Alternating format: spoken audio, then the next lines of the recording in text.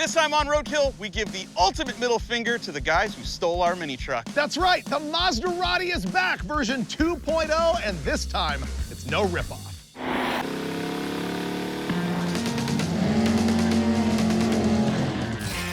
To answer one of the most common questions I get from fans, no, the Mazdarati never came back after being stolen, so we're gonna right that wrong with a new Mazda and a Hot Rod Garage project car in the Super Street Garage. I know, this is perfect, right? This is gonna be so good, but I think we need to start with sort of the story. There's a lot of background here. Season 4, I surprised you by buying a 1974 Mazda rotary pickup truck. This thing's awesome. This is the greatest truck ever, isn't it? And I'll never forget the seller who told us he got thrown out of the drag strip because it wheelied and ran tens.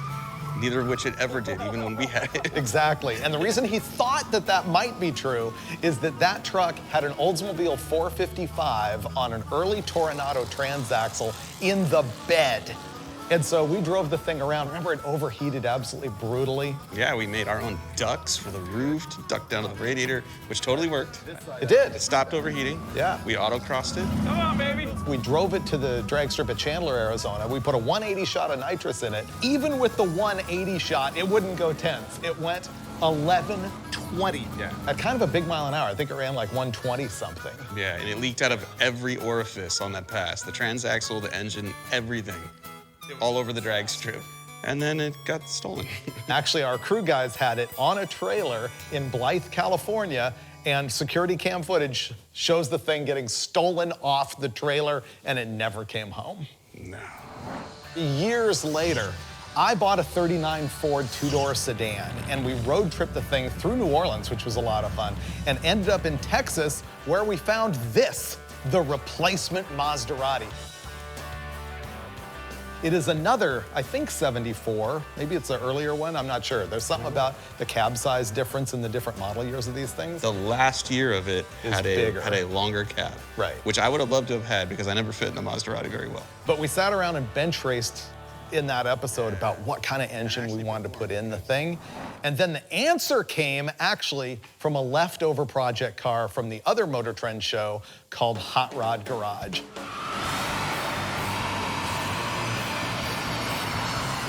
Now, this vehicle's actually kind of genius. It's a 2006 Impala SS, and those things are factory with a 5.3-liter V8 that is sort of based on an LS motor. They've got some differences, like, there's no starter motor on it, the bell housing bolt pattern is different, stuff like that. It's mounted sideways in the front of the car. All of that. It's very weird. But what it means is that you can get another one of those complete engine and transaxle packages and throw it in the trunk, which is what Tony and Lucky did on a couple of episodes of Hot Rod Garage. And the whole goal was to make the thing run in the 9s. But like the Mazdarati not running in the 10s, they never got it into the 9s. It went 10-16, and it was so sketchy that not even Tony Angelo would drive it down the track again. The build is amazing. I'm thrilled about it. It's clever. He was not thrilled about driving it down a drag strip, and I totally understand. So why not do our own version of that and get equally scared? The reason we're able to part out the Hot Rod Garage car, which honestly kind of hurts us, is that I heard that Motor Trend was going to scrap it. And we're like, we can't let that happen. So we figure that the Impala is the perfect donor to put an LS engine on a transaxle in the bed of this Mazdarati, just like the original. I think the first thing that we're gonna do is get the Impala and actually hack the engine and transaxle out of the back of it. I can't cut that car. I'd feel bad. We can make Lucky watch. I'm gonna cut the roof off. It'll help. Ready? Really? Yep.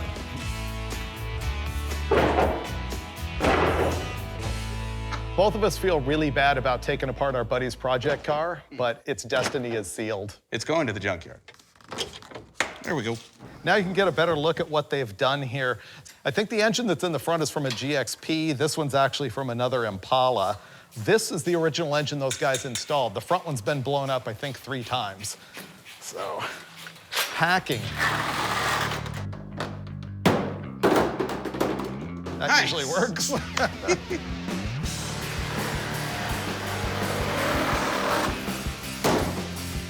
There we go.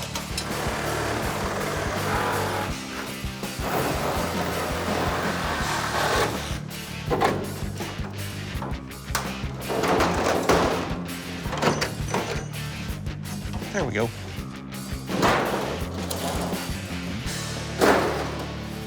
I won't say it looks better, but it's easier to work on. I bet it's faster. I don't think I mentioned to you that both of these engines are turbocharged. See the intercoolers? It made 940 or 980 horsepower on a four-wheel dyno, which means each engine is making less than 500 horsepower under boost, and they run on E85. They hopped them up a little bit. You can see it's got a Holley Sniper EFI intake manifold on it. Factory 90mm throttle body, which is bigger than what the LS4 stock engine would have had. So you're telling me that you could have made the same power with heads and a cam on this motor as you did with a turbo? Yes. The Mazdarati could aim to be quicker with one motor than the Twin Pala was with two. Ouch. I didn't say that. That would mean it would run 9s, because this ran 10/16.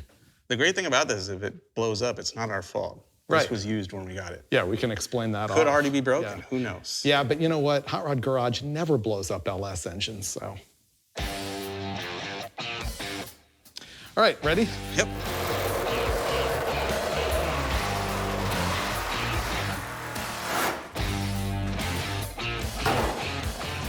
Slaughtering all this actually gave us crystal clear vision on what to do. We decided that we were gonna cut this thing right ahead of this main hoop of the roll bar and cut through the rocker panels and then pull the bed off the Mazda and figure out how to attach this whole thing to the back of the truck. And we may change our minds later, but I think we're like trying to cut the least to begin with and save the most. I love this plan. Yeah, I think it's pretty good.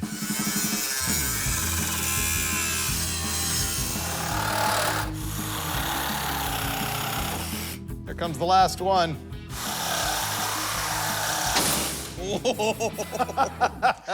You just bisected an Impala, bro. Last time we tried to break a car in half, we used a lift, and it was really violent and unsafe. I hear stuff. I hear creaking.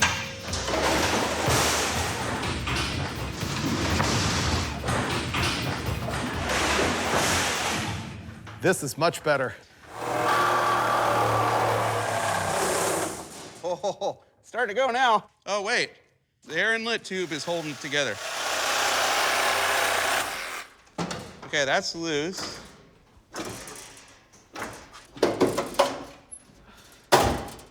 Oh, those tubes. Is that a brake line or a fuel line? Brake.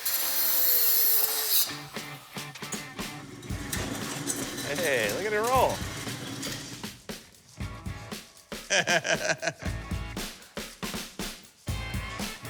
It's a lot easier to take them apart. What is that, $1,000 worth of gauges in that thing? We should take them out. A couple grand worth of EFI sitting there, too. No, we'll save all that. But this is great because, like, the ECU plugs in. It's a few wires. The fuel system's still sitting there. Yeah. Like, wow. HRG did all the work for us. Thanks, HRG. All right, tomorrow, I think we get this garbage out of the way. We'll strip all the good parts off of it so it doesn't go to waste. And then we got the Mazda on the lift where we will pick the bed up and figure out how to take this and slam it together. Yeah, clearly, we're not going to waste anything. Nah, we're going to be done early. Yeah, you want to, like, go to the beach on Wednesday or something? I was going to say, let's get a beer, but Yeah. okay. Oh, that's a good idea. Mental warming led to a lot of brainstorming last night. See what I did? Poet. I guess we figured out how we want to do this. We're going to put it up in the air and pull the bed off and then think about it from there. A lot of measuring, then a lot of butchery. This truck's actually pretty rare. When did they make them? 72 to 74? Something like that. 3 to 5. 3 to 5, that sounds right. Somewhere in that neighborhood.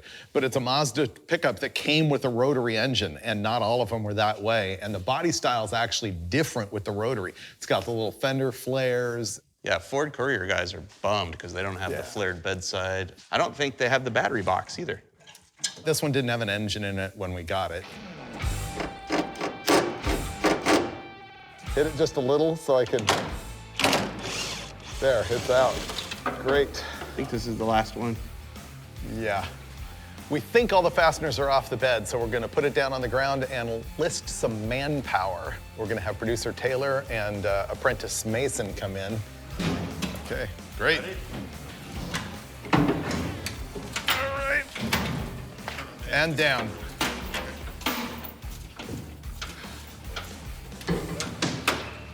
Wow, this is crusty.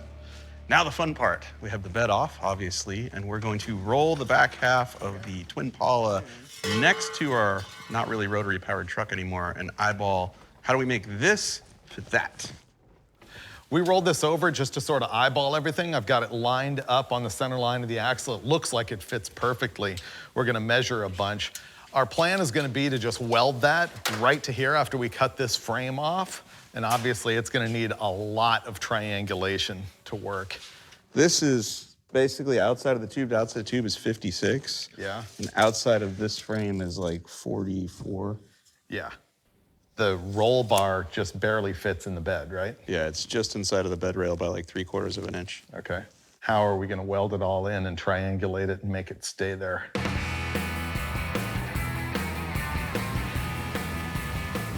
We just spent a very depressing hour of conversation and convoluting and convolating and conversating.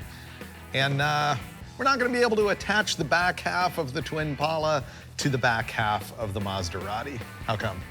Gravity. There's no way to attach it and triangulate it and make this thing actually good. So what we're gonna end up doing is parting that whole thing out and installing the engine and transaxle on the factory cradle in this frame, which means we're gonna have to redo everything. We can reuse everything, but we'll be remounting everything. We really thought we were just gonna be able to roll this up to the back of the truck, cut, weld, let's do burnouts. It looked promising, but instead, I think we're about to embark on the biggest fabrication project you've ever seen on Roadkill. I'm standing here cutting out everything that doesn't need to be here. So I'm gonna remove this cross member, I'm gonna leave that one so that the frame hangs together a little bit. These brackets are gonna be in our way. Obviously the gas tank's gotta go out. I'm doing the dirty work. He's doing the unbolting organizational work.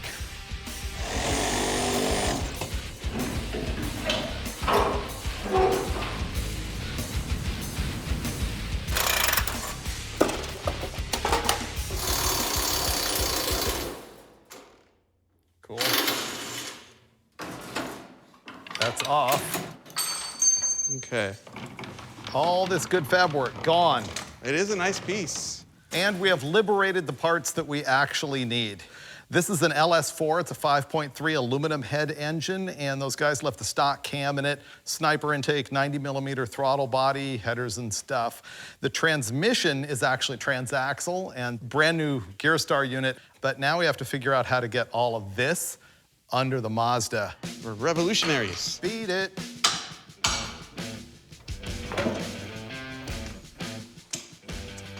Look at that. Bye-bye.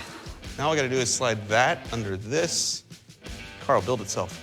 Yeah, see, and now that it has no camber control, they're just gonna flop everywhere.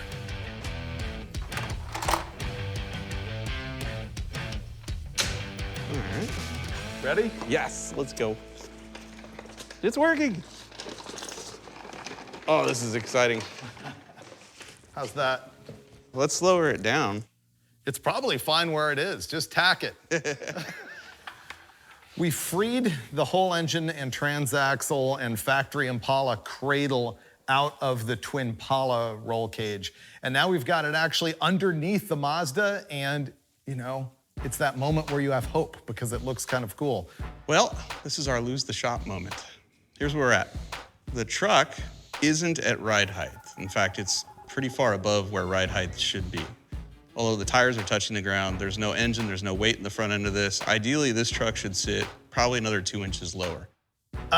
We're at a you can't get there from here moment. The front mount for the cradle needs to move up so much that we basically have to cut the entire frame off, which puts us right back to the point that we were at when we were considering put the entire back half of the Twin Pala up against the back of the truck, which we can't do because we can't build a roll cage and triangulate the suspension because of a bunch of rust and the frame's too narrow. You can't get in and out of the cab. So for all of those reasons, this might not happen. Oh, no, I just fixed it.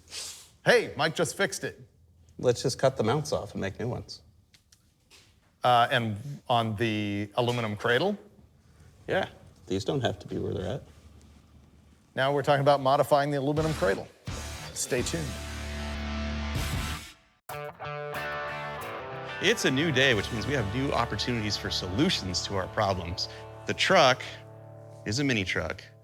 The drivetrain came out of a mid-sized car. Essentially, we couldn't get a ride height that we wanted for this truck because our cradle was already sitting against the frame without the front wheels touching the ground really, without weight in it, without the thing loaded, without it even lowered. It was not gonna work. So while we stared at this, we had two options. It was either cut the cast aluminum mounts off the cradle, relocate them, weld them back together. Not exciting because it's cast aluminum, that's tricky to weld. Or we treat the mini truck like a mini truck and we step notch the frame. So what we're gonna do is we're gonna weld a piece of box tubing on top of the original frame, 360 degrees. Then we're gonna cut out this section of frame under it, plate it, box it. That gives us room to move this all the way up here, about 4.5 inches, which will level our cradle.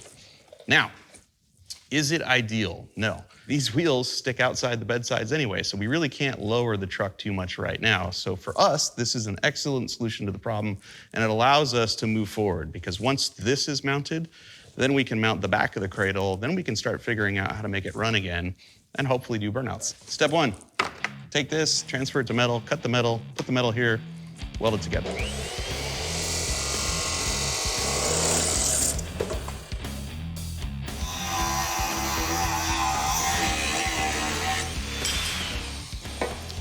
Finnegan is making like the support braces in here for the frame, and I've cleaned up and removed all of the brackets and everything. Now I've got to pick the truck up, roll the engine out, clean up the inside of the frame, and then we'll be able to come back in and like weld the whole thing.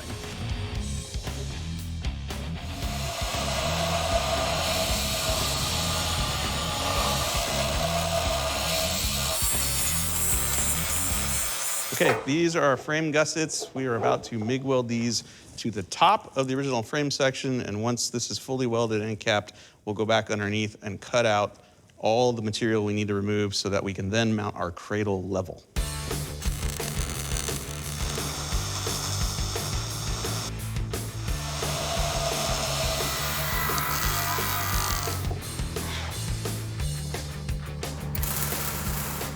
Victory!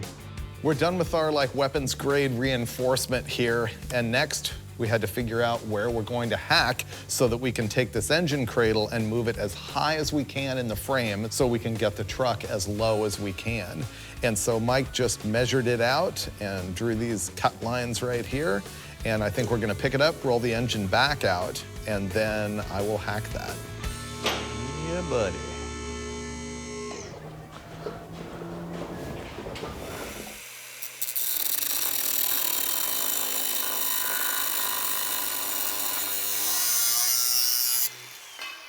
Oh, this is a big moment right here. We have notched our frame, and before we box it all in and reinforce it, we're gonna roll the whole setup underneath it, lower the truck down to what I think is ride height, and get our first good look at how this is gonna fit in here. Just step notched our mini truck. This is gonna be the first time we see the actual ride height, because now that engine cradle is gonna sit up into those notches. Okay, go back just a little bit. Oop. So this needs to go down.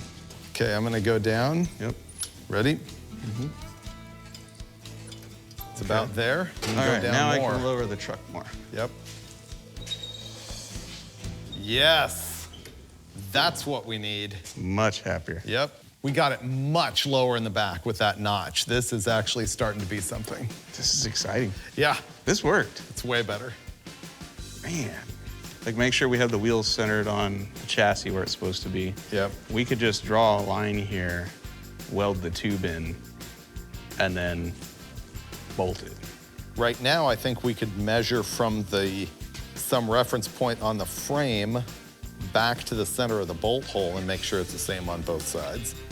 Yeah.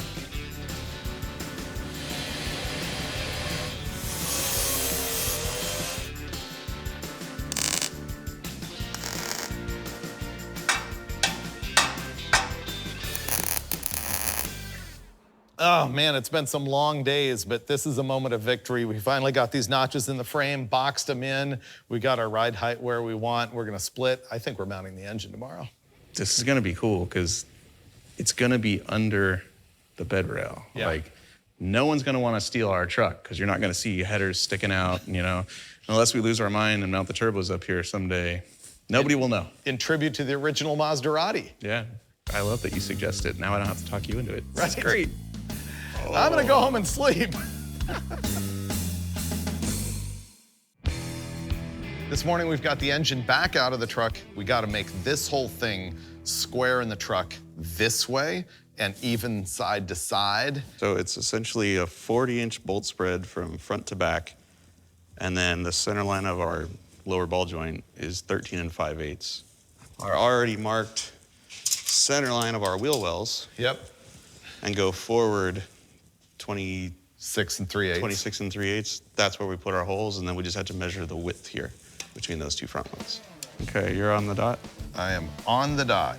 So that's 42 5/8. It's close, it's within an eighth. Okay. That's good enough for who it's for. All right. Yeah. You know there's no chance this is gonna be perfectly square, right? They'll never know. Are you gonna get a ruler out on your TV? No, you're not. No, it's gonna be great. That's right. So we know about where our cradle needs to go. We even have marked the holes in our frame. Now this is box tubing, and if I put a hole in here and I put a nut through here and a bolt and I just start cranking on it, it's actually gonna crush this. So what we're gonna do is drill an even bigger hole than we need for our bolt, slide this tubing through it, have some of the tubing stick out on each end, and then we're gonna weld it precision around there. So now when we tighten our bolt that's going through this tube, it's trying to crush this tube, not this tube, and this tube, that's not getting crushed. It's gonna be sturdy. You know why? Because we care at Roadkill.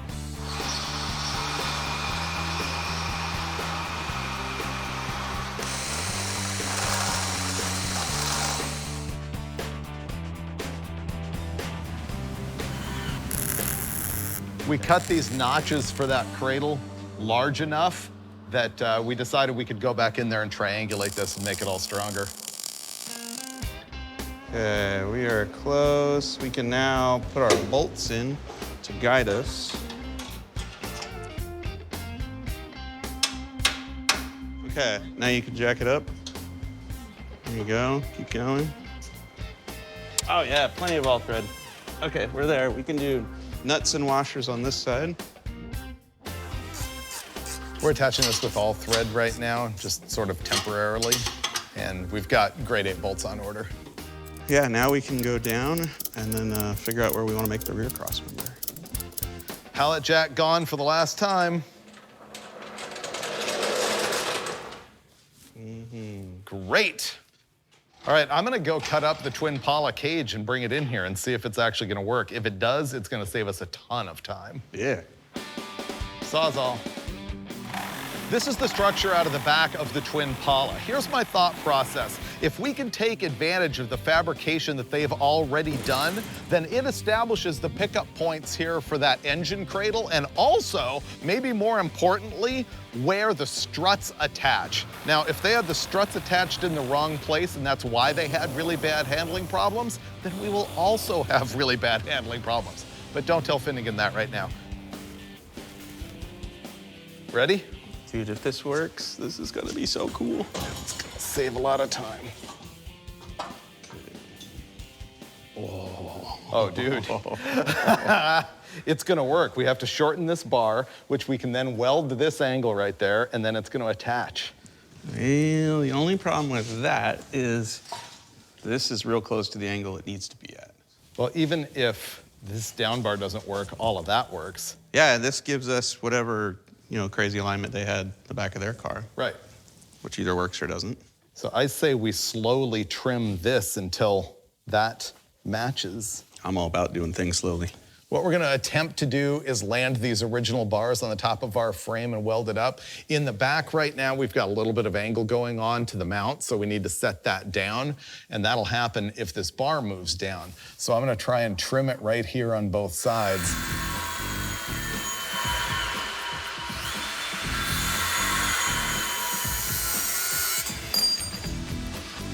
Nailed it. Nice. Wow. I got a huge gap on this side. The whole cradle can roll forward. Okay, so just the inside of this needs to be trimmed. We did it. This is a huge time save. We made this back of the twin Impala work, so Mike's gonna zap it on, and then we can bolt struts on. We can bolt struts in now. I got a nut on mine, we just gotta tighten it, and we need a nut in your donut on yours. Yeah. More. And Down slow. down slow. Yep. Okay. The weight of the vehicle is now on the struts if you keep going. Yep. Woo! That's on the ground. Yeah. Oh, this is gonna ride good, dude. Great. We still need to make some supports so the back half of it is attached to the Mazda. I'm gonna sleep way better tonight, Me too. knowing this is like in there, you know? Yep.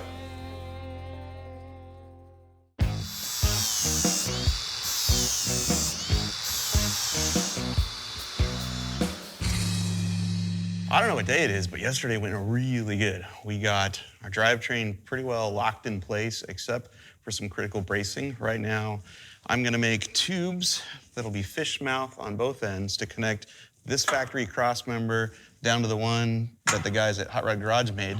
We're gonna use a technique called fish mouthing, which is cutting and contouring the tubing so that when it meets another piece of round tubing, it fits like this. The easiest way to make that opening is with a hole saw that's the same size as the tube diameter. I don't have that, so we can't use that. But what I can do is I can set my tubing up. I can look at it right there, and I can use the tube to mark this other tube like that.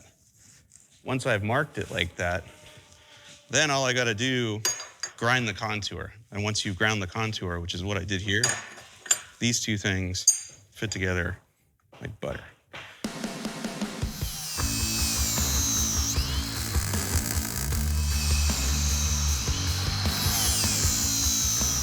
I made a couple of fish plates. They'll go vertically like this. Mike's welding one on right now. Basically, they're overlapping where a bunch of joints of metal come together to add some rigidity to that frame.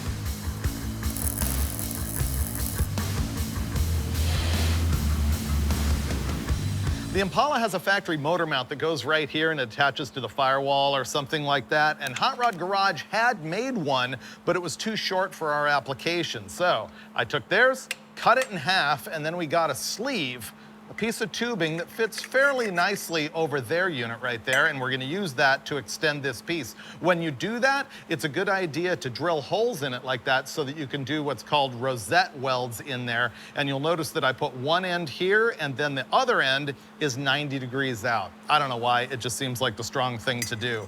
So I will slide that over there, slide this over that, land that right there on the frame.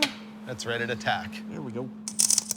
I'm pretty much burnt out on cutting, grinding, welding, anything that involves throwing sparks at my furry body. I don't know why I haven't caught fire or spontaneously combusted. That's how much work we've done to fortify the chassis of our mini truck to accept the drivetrain of the twin Impala. It is gusseted, front to back, side to side. It's fixed, man. It ain't falling apart. All right, let's get all this in there. I don't know why after 10 hours it feels like I did way more than I can cross off from this list. And maybe it's because somebody else already crossed some of the things off. I'm gonna cross them again. Yay, us. Go outside and fart.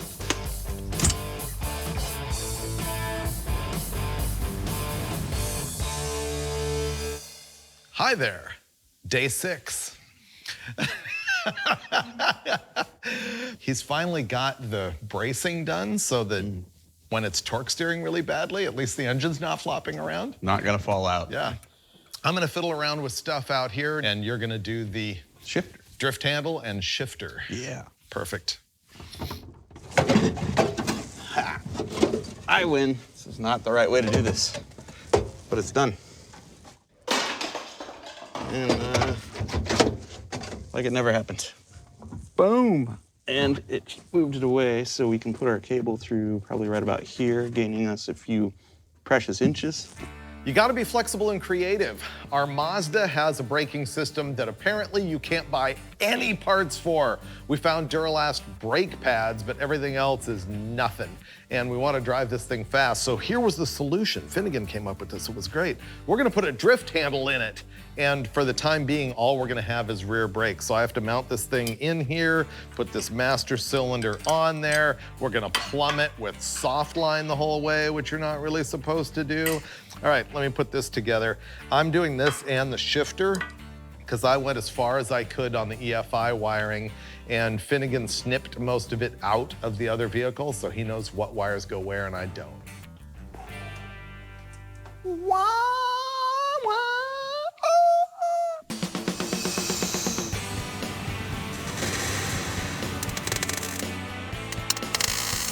We have a shifter. Done. Yay. Mike is working on hanging the ECU in the cab and dealing with some other little wiring, and so I'm gonna jump in and do a radiator. We had planned on putting the radiator up front, but we're gonna save a lot of time right now by hanging it back here because it already has the pipes all lined up. So I just need to get some angle iron and weld it across here, just make ourselves sort of a quick and dirty deal. All right, this is a Holley Terminator X ECU. It's a pretty cool unit. This is our ignition system because we are coil on plug. This is our transmission controller. This is also our electronic fuel injection. Now, a couple things you need to know when you install one of these. Obviously, you don't want it wet. You don't want it to get really, really hot. You don't want to just lay it on the floor underneath the front seat either. So I bent this panel up out of some random aluminum I found laying around. And we're gonna bolt it right here to the rear cab wall. It will fit behind the seat. The wires will route nicely right up there. There's J1A. One goes here. This is power and ground, which goes directly to the battery. Not the starter, not the alternator, nowhere else, directly to the battery.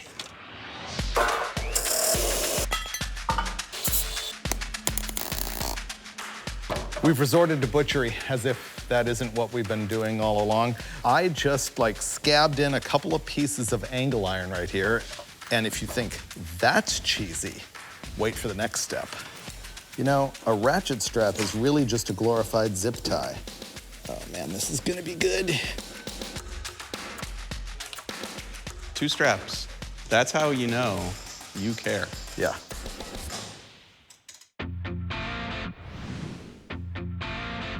Day 7, and if you thought my radiator installation was butchery, wait till you see what happens today as we take a flamethrower to even our standards.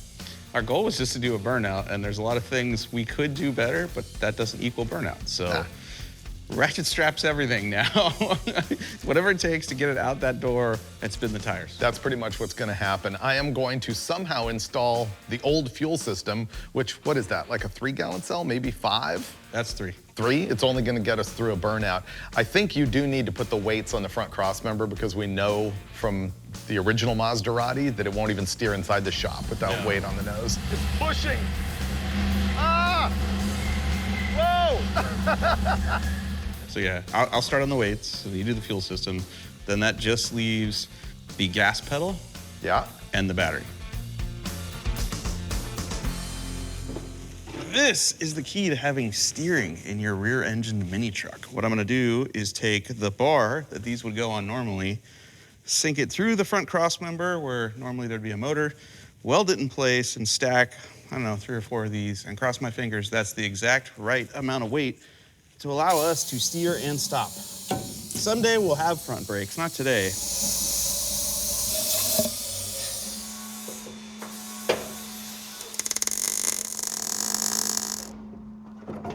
Let's see, 95, 140, 190. Done. I wonder if it lowered the truck. That's still gonna need a little something, something. Ratchet strap. Security. You ready for the magic? Yes. All right, we're gonna zip tie this over here. What I like about this is not only is it SFI approved, but It really takes the focus off the ratchet straps and puts it on the zip ties where it belongs. Wow, that's butch. Meanwhile, I'm running brakes. Look how sturdy it is, though. I'm shaking the whole car. Yeah. Calling it good. Enough for who it's for. Do not do this at home. We're making progress. Finnegan just spent a while making sure that our tune-up was okay on the Holly computer. The last element of the EFI that I need to deal with is the fly-by-wire pedal. There's no cable from the throttle pedal on this deal. It actually just is controlled from the ECU, and back there, the throttle will open and close based on this. It's interesting that they've got this doubled up from the twin Polo when they had 2 engines in it, so it was actually reading 2 different sensors to open 2 different throttles. That's kind of a handy gas pedal. Dave's putting the gas pedal in, I'm putting the coolant in.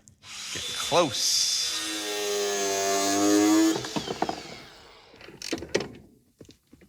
Okay, that's probably really uncomfortable, but it's in. Bolted it to the stock location. All right, season 13, we finally learned that vehicles need gasoline to run. Is this really gonna happen? I've never heard it run. We may have gone through all this trouble only to find out, you know, the motor's junk or the trans doesn't shift. Hey. Which would be really funny. Who are you accusing of what? We're gonna try and fire it up. Yes.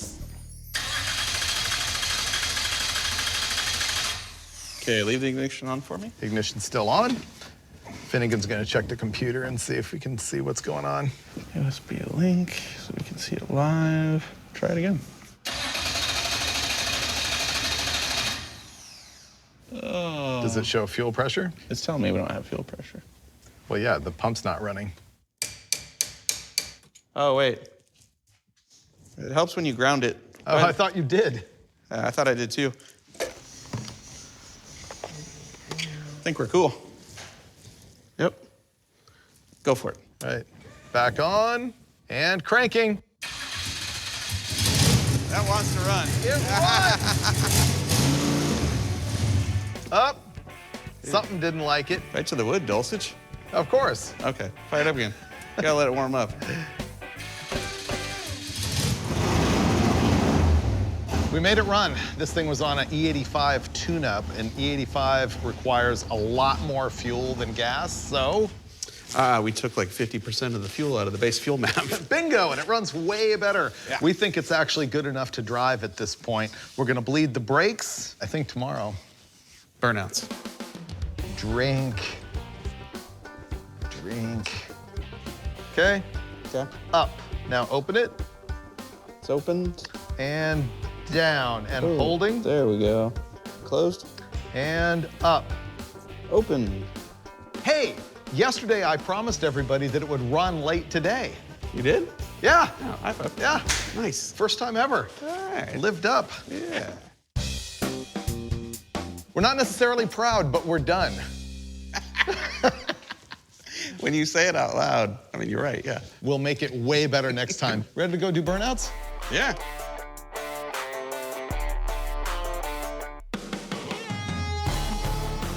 All right, we're gonna do burnouts. No, we're gonna check the brakes first. Oh yeah, let's do that. All right, just roll a little. Oh, that works. Oh, we got brakes. Yeah, that's Finnegan style right there. Yep. Oh, Ooh, spunky. let's see if it steers. Oh, it steers. It's not skidding around.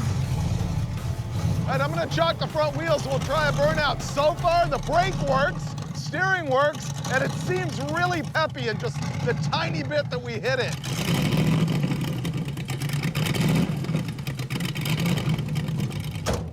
It's gonna push it. I think it just ran it over.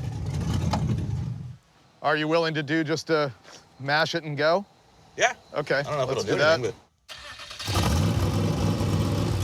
Wheel chocks didn't work. We're just gonna mash it.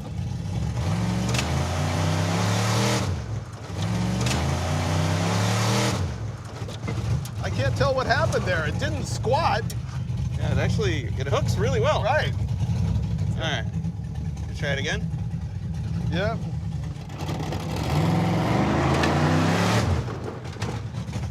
Yeah, it just hooked. It didn't want to do a burnout. If it would run right, it would be fast. This thing seems to just want a boogie. We're matting it, and it's barely hazing the tires. It's mostly just accelerating. It makes no power. While we feel vindicated that it runs and drives and hooks up and is ready for the next episode where we turbo it and put a bed and everything, we still need a burnout. We need a burnout. I've got water on the rear end, and I'm gonna throw a wheel block in here. I've already got one on the other side. We're gonna see if we can improve the tire smoke situation. I think you're good. Okay.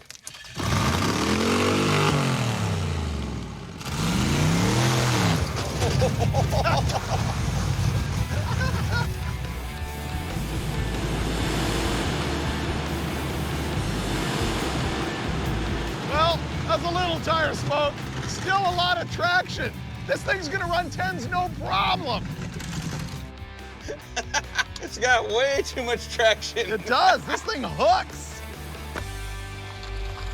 Now we got desperation going on. We have the Mazdarati 2.0, we have a yank strap, we have camera Alex's Jeep XJ. Now it should smoke the tires. Let's try this again.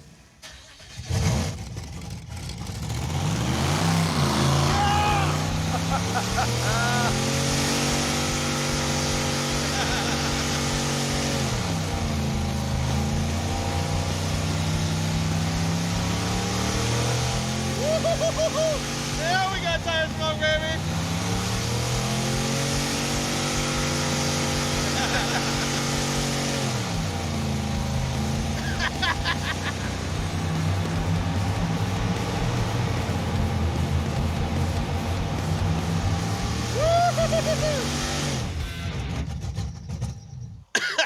That might bring the fire department.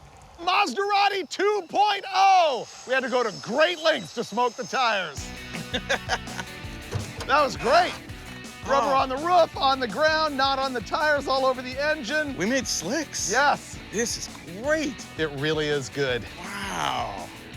Who knew? We just needed a Jeep in our lives. I might be a Jeep guy now. We should leave. Yeah, probably. Yeah. Let's disconnect this and get out of here.